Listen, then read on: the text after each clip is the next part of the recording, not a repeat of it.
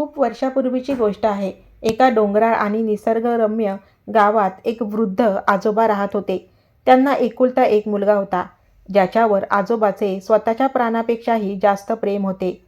मुलाला चांगले संस्कार देणे, त्याला शिकवणे आणि योग्य वयात त्याचे लग्न लावून देणे, या सर्व जबाबदाऱ्या आजोबांनी अगदी मनापासून पार पाडल्या होत्या.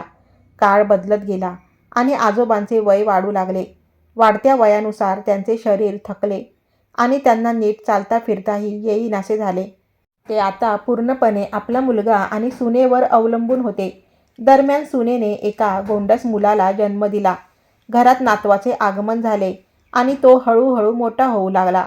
पण दुसरीकडे आजोबांची प्रकृती दिवसेंदिवस खालावत चालली होती. हातपाय साथ देत नसल्यामुळे ते एकाच जागी पडून राहायचे. दुर्दैवाने मुलाला आणि सुनेला या आजारी वृद्धाची सेवा करण्यात अजिबात रस उरला नव्हता. त्यांना आजोबांचा कंटाळा येऊ लागला होता. एक दिवस मुलाच्या मनात एक क्रूर विचार आला. तो स्वतःशीच म्हणाला, "हे म्हातारे बाबा दिवसभर एकाच जागी पडून राहतात, काही काम करत नाहीत. उलट यांची सेवा करून आम्ही थकून गेलो आहोत. हे कधी मरणार कुणास ठाऊक. त्यापेक्षा यांना एखाद्या दाट जंगलात नेऊन सोडून द्यावे. तिथे एखादा हिंस्र प्राणी यांना खाऊन टाकेल.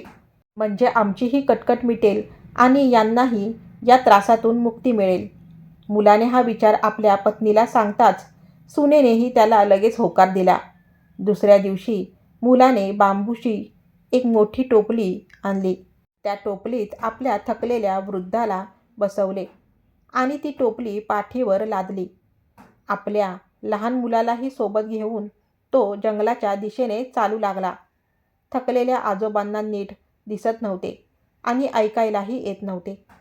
त्यांना वाटले की आपला मुलगा आपल्याला देवाच्या दर्शनाला किंवा फिरायला घेऊन चालला आहे, म्हणून ते शांतपणे टोपलीत बसून राहिले. जंगलात पोहोचल्यावर मुलाने आजोबांना एका झाडाखाली टोपलीसह खाली उतरवले. आजोबांना पेंग आली होती आणि ते डोळे मिटून पडून होते. आजोबांना तिथेच सोडून मुलगा आपल्या लहान मुलाचा हात धरून घाईघाईने घराच्या दिशेने माघारी फिरला.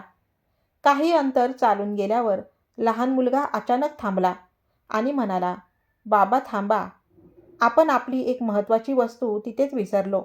बाबांनी विचारले, "काय विसरलो बाळा?" तो लहान मुलगा म्हणाला, "बाबा, आपण ती बांबूची टोपली तिथेच सोडून आलो. ती आपल्याला परत घरी घेऊन जायला हवी." बापाने आश्चर्याने विचारले, "अरे, त्या जुन्या टोपलीचे तू आता काय करणार आहेस?" त्यावर तो निष्पाप लहान मुलगा अगदी सहजतेने म्हणाला, "बाबा, जेव्हा तुम्ही म्हातारे व्हाल तेव्हा मलाही तुम्हाला जंगलात सोडून देण्यासाठी हीच टोपली कामी येईल ना." लहान मुलाचे हे शब्द ऐकताच त्या बापाच्या पायाखालची जमीन सरकली. त्याला आपल्या चुकीची आणि क्रूरतेची तीव्र जाणीव झाली.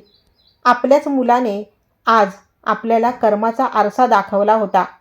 तो मुलगा क्षणाचाही विलंब न करता मागे फिरला आणि धावत आजोबांजवळ पोहोचला. आपल्या वृद्धाला मिठी मारून तो ओक्साबोक्शी रडू लागला.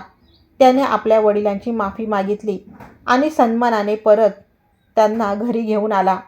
त्या दिवसानंतर वडिलांच्या शेवटच्या श्वासापर्यंत त्याने त्यांची सेवा अगदी मनापासून केली. मित्रांनो, आपली ही मुले आपल्याच कर्माचे प्रतिबिंब असतात.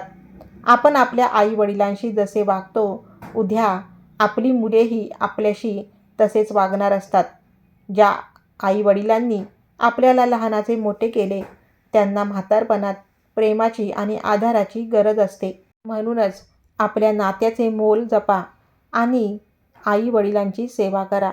तर मित्र आणि मैत्रिणींनो, तुम्हाला ही छोटीशी कथा कशी वाटली हे कमेंट करून नक्की सांगा. आवडली असेल तर लाईक करा आणि आपली नाती चॅनलला सबस्क्राईब करायला विसरू नका. धन्यवाद.